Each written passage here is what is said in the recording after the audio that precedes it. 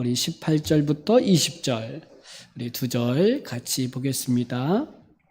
디모데전서 1장 18절부터 20절입니다. 신약 337면에 있습니다. 우리 함께 읽겠습니다. 시작. 아들 디모데야, 내가 내게 이 교훈으로서 명하노니 전에 너를 지도한 예언을 따라 그것으로 선한 싸움을 싸우며 믿음과 착한 양심을 가지라. 어떤 이들은 이 양심을 버렸고 그 믿음에 관하여는 파선하였느니라.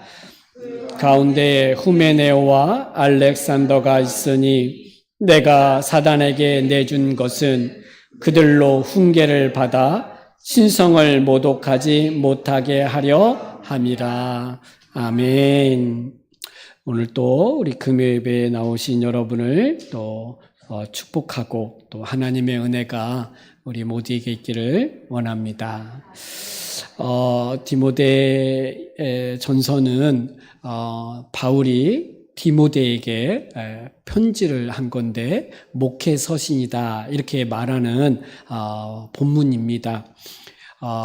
디모데는 예배소 교회에서 목회를 하고 있죠.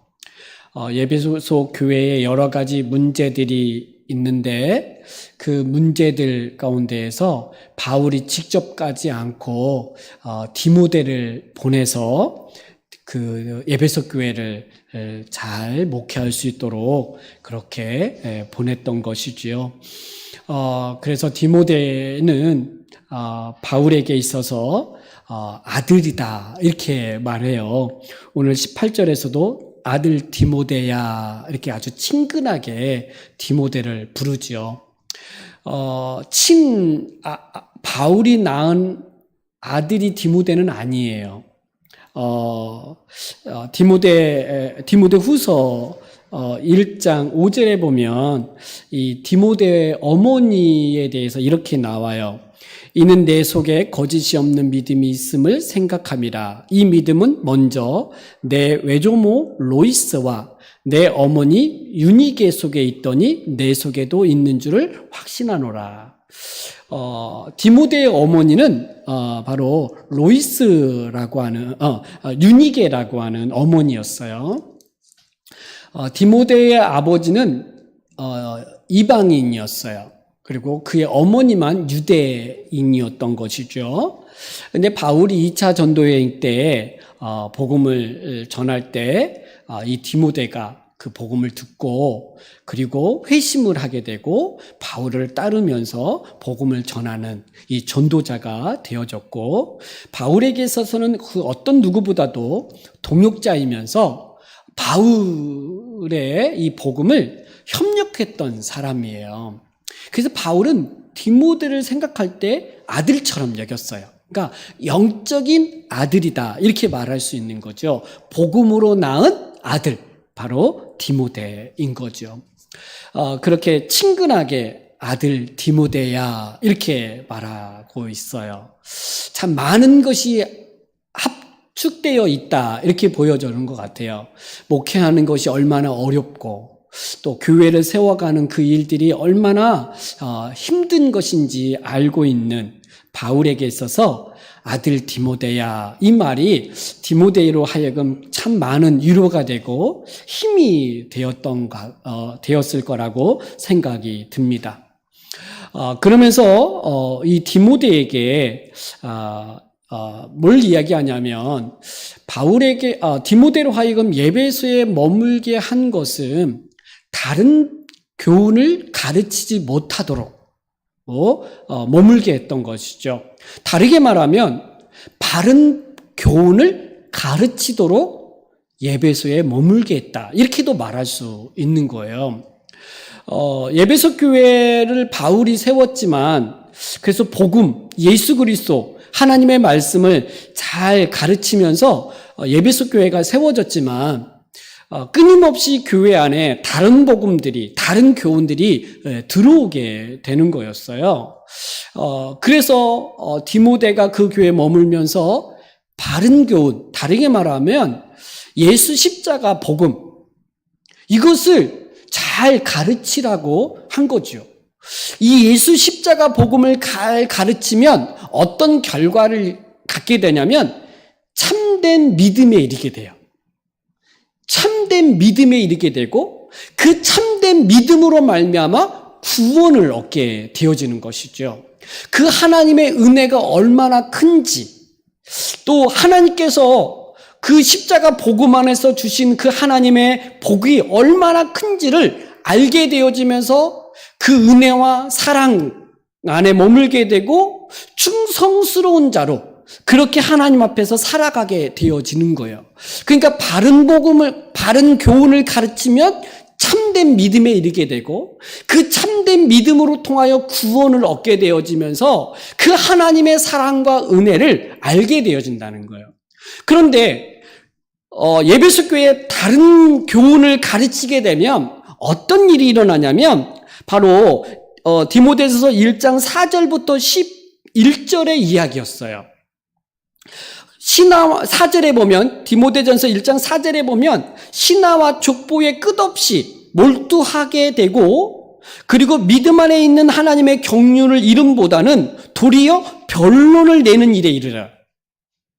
그러니까 이 신하와 족보에 끝없이 몰두한대요. 그러면서 변론을 만들어낸대요. 여러분, 신화, 뭔가 신적인 어떤 존재에 대해서 막 이야기해요. 족보, 사람 족보, 뭐 아브라함은 어땠더니 모세는 어떠니, 막 이런 족보에 몰두하게 된다는 거예요.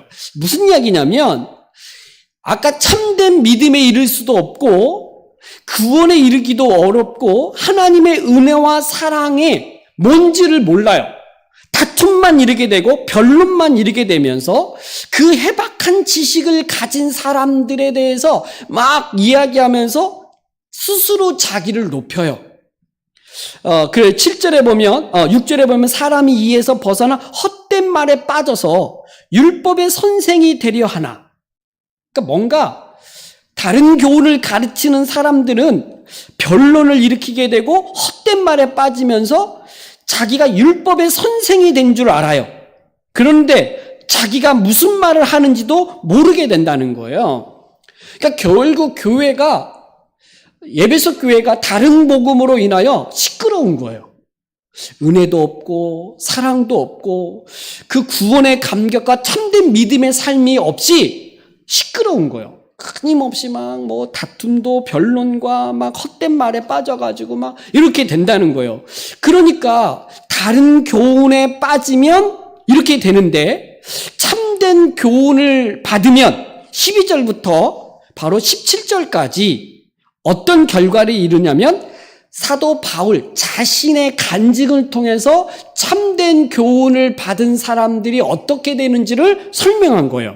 그게 뭐였냐면 바로 하나님께서 자신을 능하게 하시고 충성되게 여기셔서 내 직분, 그 하나님의 직분을 맡기신다는 거예요. 근데 내가 직분을 받을 만한, 충성되게 여길 만한 내게 능력이 있는 게 아니라 나는 누구였냐면 비방자요, 박해자요, 폭행자였다는 거예요. 자격이 없는데 그 십자가의 은혜가, 그 하나님의 사랑과 은혜가 바로 나를 바로 그런 능하게 하시고 충성되게 여기서 직분을 맡기셨기 때문에 그는 자기를 높이는 게 아니라 그 하나님께서 십자가 복음을 통하여 이루신 그 예수 그리스도를 높이고 그리스도를 전하는 일에 충성스럽게 되어진다는 거예요. 그러니까 참된 교훈 안에 있는 사람의 모습과 다른 교훈을 가르치는 사람의 차이가 뭐냐면 자기 선생이 되려고 하냐, 변론을 내고 헛된 말에 빠지게 할 거냐, 아닌 바른 교훈에 있으면 바로 하나님의 사랑을 이야기하고 은혜를 이야기하고 십자가 복음을 이야기하면서 그 하나님께서 나에게 맡기신 것에 충성스럽게 그 일을 하게 되는 것. 그러면서 내가 바로 그 은혜와 사랑의 본으로서 나 같은 자도 구원 얻을 수 없고 이런 직분을 맡을 수 없음에도 불구하고 나 같은 자도 하나님께서 이런 은혜 속에서 이 복음을 전하고 구원에 이른 이 은혜를 다른 사람도 나 같은 사람도 이렇게 구원을 받았고 이 직분을 감당한다면 다른 사람은 더 구원에 이르게 되고 더 하나님의 일을 잘 감당할 수 있게 된다는 거예요. 내가 바로 샘플이다. 이렇게 말하는 거예요. 그러니까 참된 교훈 안에 머물면 참된 믿음에 이르게 되고 바로 구원에 이르게 되며 하나님의 은혜와 사랑을 알아 감사함으로 주를 위해서 살아가게 된다는 거예요. 이 말을 하면서 디모데에게 그렇게 말한 거예요. 디모데야, 내 아들 디모데야, 내가 내게 이 교훈으로서 명하노니, 내가 너에게 명령한다는 거예요. 전에 너를 지도한 예언을 따라 그것으로 선한 싸움을 싸우라. 이 선한 싸움을 싸우라는 게 뭘까요? 바로 바른 교훈으로, 믿음으로, 십자가 복음으로 싸우라는 거예요. 그래서 믿음과 착한 양심을 가지라. 이 참된 교훈, 십자가 복음을 변질되지 않도록, 다른 교훈과 타협하지 않도록 싸우라는 거예요. 왜 다른 교훈을 나쁜 거잖아요. 거짓된 거잖아요. 악한 거잖아요. 근데 왜 사도 바울은 다른 교훈이라는 말을 썼을까요? 거짓된 교훈, 악한 교훈, 뭐 이렇게 표현을 할 수도 있는데 다른 교훈이라고 얘기해요. 왜냐하면 교회가 예수님을 믿는 사람들이 악한 것, 나쁜 것, 거짓된 것이라고 하면 경계를 할 거예요. 그런데 다른 것, 조금 달라 보이는 거예요. 조금 다른 것을 쫓아가다 보니까 그것을 따르다 보니까 결국 다 잃어버리게 된다는 거예요. 그러니까 이 싸움을, 이 선한 싸움, 이 다른 교훈을 받아들이지 말고 참된 믿음, 십자가 복음 안에 머물면서 이 싸움을 싸우라는 거예요. 그래서 뭘 이루라? 참된 믿음을 이루라는 거예요. 근데 어떤 사람들은 이 믿음, 참된 믿음에서 파선하게 된다는 거예요. 파선하는 사람도 있다는 거예요. 19절에 보면 믿음과 착한 양심을 가지라 어떤 이들은 이 양심을 버렸고 이 믿음에 관하여 파선하였느니라. 그 믿음에서 파선한 사람이 누구예요? 20절에 그 가운데 후메네오와 알렉산더가 있다. 이렇게 말했어요. 여러분 뭐냐면 이 선한 싸움을 싸우지 아니하면, 타협하면, 조금씩 다른 교훈들을 받아들이면 결국 뭐에 이르러요? 믿음에서 파선하게 된다는 거예요. 참된 믿음을 가지지 못하게 된다는 거예요. 어떤 믿음이에요? 참된 믿음이 아닌 다른 믿음은 거짓된 믿음이에요. 여러분 1장 5절에서도 이런 말을 했어요. 이 교훈의 목적은 청결한 마음과 선한 양심과 거짓이 없는 믿음에서 나오는 사랑이거늘. 거짓이 없는 믿음. 이게 참된 믿음이에요. 그런데 다른 교훈을 따르면 어떻게 되느냐? 거짓된 믿음을 갖는다는 거예요. 좀 따라오죠? 예, 거짓된 믿음. 여러분 거짓된 믿음이 뭘까요? 믿음이 없는데 믿음이 있는 척하는 거예요. 여기서 거짓된 믿음 할 때 위장하다, 화장하다 뭐 이런 거예요. 그러니까 가면을 쓰는 거예요. 가면을 쓰는 거예요. 왜 그러냐면 다른 교훈을 쫓아가면 참된 믿음에서 벗어나게 되거든요. 그러면 참된 믿음에서 떨어져 나간 거예요. 그래서 뭐냐면 거짓된 믿음을 갖게 되는데 이게 믿음이 없어지는 거예요. 그래서 가면을 쓰는 거예요. 믿음이 없는데 믿음이 있는 척하는 것도 문제고, 믿음이 있는데 없는 척하는 것도 문제예요. 여러분 우리 안에 믿음이 있으면, 예수 그리스도를 믿는 참된 믿음이 있으면 그 믿음을 보여야 돼요. 드러내야 돼요. 믿음을 보여야 된단 말이에요. 내가 믿는 그 믿음, 예수 그리스도를 통하여 죄사함을 얻게 되고 의롭다함을 얻어 하나님의 자녀요 백성 되어진 그 믿음의 삶을 보여야 되는 거예요. 그런데 이 믿음을 보여야 될 때 보이지 않는 것도 문제이고 없는데 있는 척하는 것도 문제예요. 마가복음 9장에 보면 여러분이 잘 아는 그 어떤 아들이 귀신 들렸어요. 그래서 예수님께 고침을 받으려고 그 아들을 데리고 왔는데 마침 예수님은 변화산상에서 올라가 계셔가지고 없고 제자들만 있어서 제자들에게 부탁을 했어요. 내 아들을 좀 고쳐달라고. 근데 제자들이 못해요. 그리고 나서 예수님께서 내려와서 그 모습을 보면서 무슨 일이냐 그랬더니 그 아버지가 무엇인가를 할 수 있거든. 좀 우리를 좀 도와주셔서 내 아들을 고쳐달라고 그래요. 그랬더니 예수님께서 고쳐주겠다고 해요. 그랬더니 그 사람이 이렇게 할 수만 있으면 믿음을 좀 도와달라 이런 이야기하죠. 자, 9장 마가복음 제가 9장 내가 찾아볼게요. 9장 23절인데요. 이렇게 얘기해요. 예수께서 이르시되 할 수 있거든이 무슨 말이냐? 믿는 자에게는 능히 하지 못할 일이 없느니라. 이렇게 말해요. 할 수 있거든 무슨 말이냐? 믿는 자에게는 능히 하지 못할 일이 없다. 이때 아버지가 보여야 될 믿음이 뭐예요? 아버지가 그때 보여야 되잖아요. 내 아들을 고칠 수 있음을 내가 믿습니다. 이렇게 고백을 해야 되잖아요. 여러분, 우리가 예수 그리스도를 믿음으로 말미암아 구원에 이르러요. 그럴 때 결정적인 구원에 이를 때 하나님이 우리에게 뭘 보냐면 믿음을 보시잖아요. 예수 그리스도를 믿는 그 믿음이 있는지를 본단 말이에요. 그 결정적일 때 우리의 믿음을 보여야 되고 드러내야 되고 고백을 해야 돼요. 그런데 다른 교훈이 들어오고 다른 교훈을 쫓음으로 인하여서 그 참된 믿음을 보여야 될 때 보이지 않고 파선하게 된다면 구원에 이를 뿐만 아니라 그 하나님의 놀라운 역사, 하나님의 은혜를 볼 수가 없는 거죠. 사도 바울이 믿음에 관하여 파선하였느니라 이렇게 말할 때 파선이라는 말을 썼어요. 파선. 아마 이거 파선은 배가 파선하는 걸 말하잖아요. 그러니까 배가 파괴가 돼가지고 침몰하게 되는 걸 말하잖아요. 더 이상 항해할 수 없는 이걸 이제 믿음의 파손이라 이렇게 말을 했어요. 더 이상 믿음으로 살아갈 수 없다라는 거예요. 뭐 때문에? 다른 복음 때문에. 다른 교훈을 받아들임으로 인하여서 그렇게 됐다는 거예요. 그 중에 누가 있었느냐? 후메네오와 알렉산더가 있었다는 거예요. 여러분, 이 두 사람이 이제 거론하게 됐는데, 그래서 사도 바울은 뭐라고 하면 내가 그들을 사단에게 내어주었다. 이렇게 말해요. 왜? 더 이상 그들로 하여금 하나님을 모독하지 못하게 하기 위해서다. 이렇게 말해요. 여러분, 사단에게 내어줬다. 사단이 마음껏 그를 활용하도록 내버려뒀다는 거예요.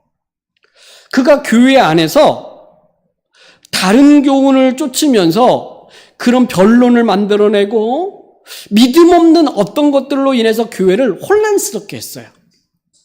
그래서 사도 바울은 그를 사단에게 내어줬다 이렇게 말해요.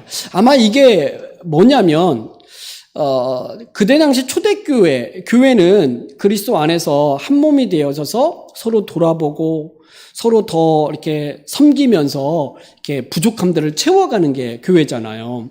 근데 교회 공동체에서 벗어나게 한 거예요. 그러니까 교회 공동체에 머물지 못하도록 내쫓았다는 거예요. 출교시켰다는 거예요. 이걸 사단에게 내어줬다 이렇게 말해요.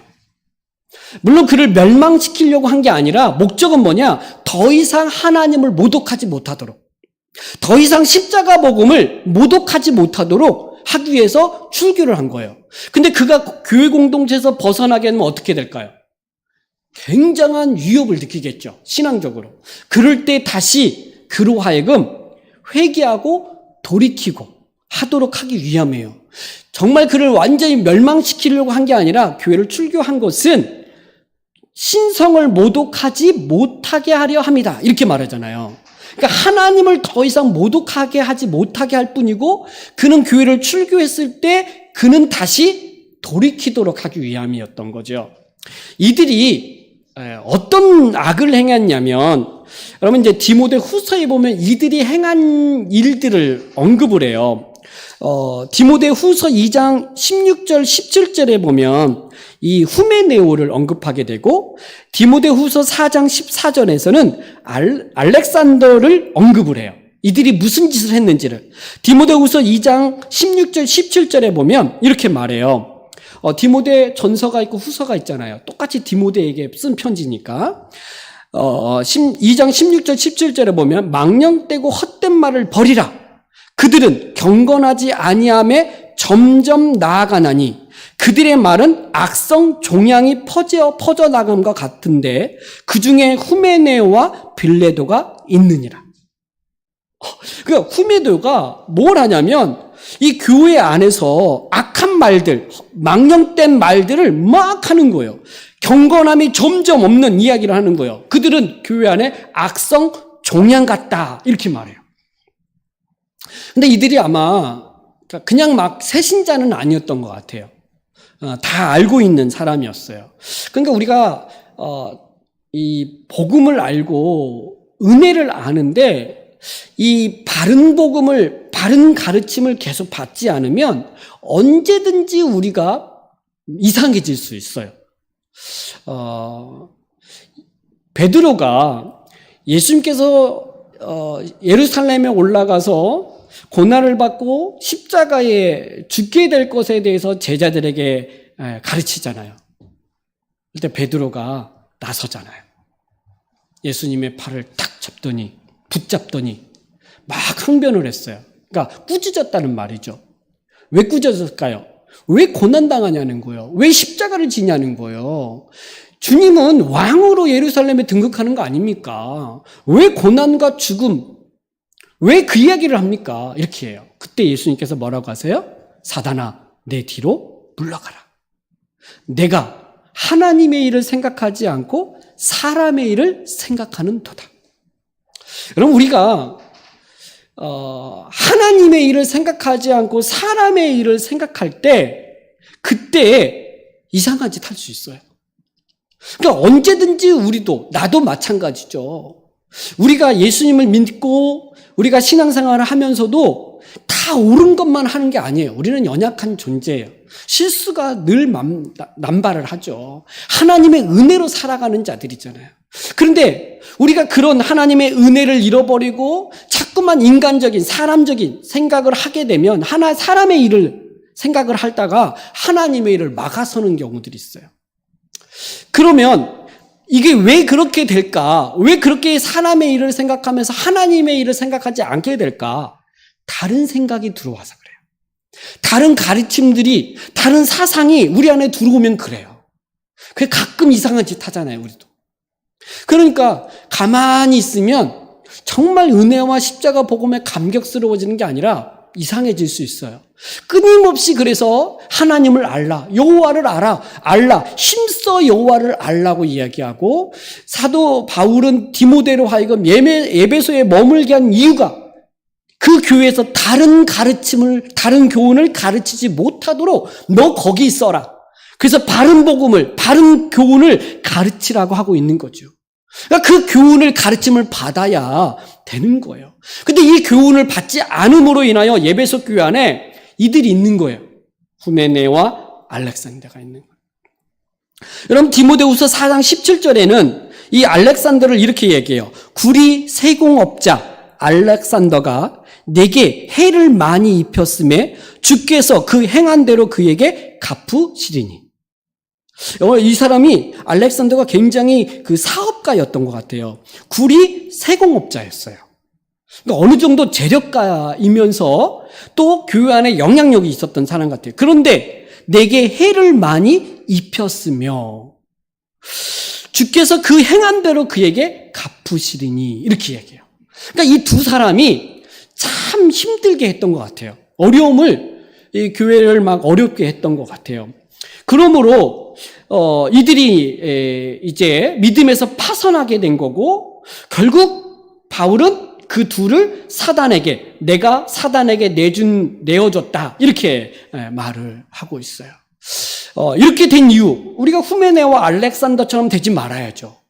우리가 갖는 이 믿음을 끝까지 잘 지켜야 되죠. 참된 믿음에 이르러야 되고 참된 믿음에서 살아가야 되죠. 그러기 위해서는 어떻게 해야 되느냐? 다른 교훈을 따르지 말아야 돼요. 참된 믿음에 이르러야죠. 거짓된 믿음을 가지지 말아야 돼요.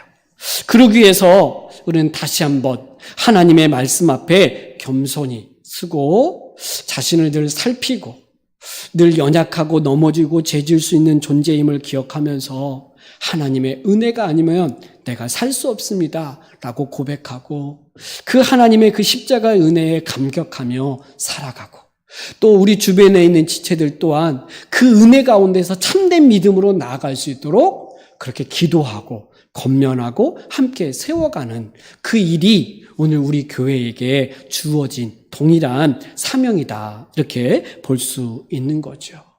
우리 모두가 다 이 참된 교훈을 통하여 참된 믿음을 가지고 그 하나님 주신 구원의 은혜와 또 우리에게 주신 맡겨진 직분을 잘 충성스럽게 감당함으로 하나님께 영광을 돌리고 또 우리를 통하여 많은 사람들이 그 십자가 복음으로 돌아오는 그 은혜가 있기를 주님의 이름으로 축복합니다.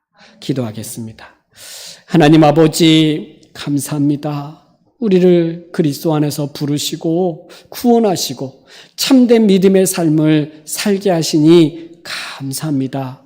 늘 말씀 앞에 겸손하고 그 말씀 앞에 순종하며 우리 자신을 살피면서 하나님 우리에게 주신 사명이 무엇인지를 알고 충성스럽게 잘 감당하며 나아가게 하여 주시옵소서. 그러므로 인하여 주의 몸된 교회가 더 하나님 보시기에 더 건강하게 온전하게 그렇게 세워져 가게 하시고 우리뿐만 아니라 아직 복음을 알지 못하고 구원에 이르지 못한 이 땅 가운데 있는 많은 영혼들이 구원을 얻고 하나님 앞에 그 온전한 자로 회복되어질 수 있도록 우리를 사용하여 주시옵소서. 이 밤에도 또한 우리가 말씀을 붙들고 기도하고 또 우리의 간절한 기도의 제목들을 가지고 기도할 때 하나님께서 은혜 베풀어 주시고 성령님 도우셔서 우리의 입술을 열어 기도할 수 있도록 인도하시고 응답하여 주시옵소서. 감사드리며 예수님의 이름으로 기도드리옵나이다.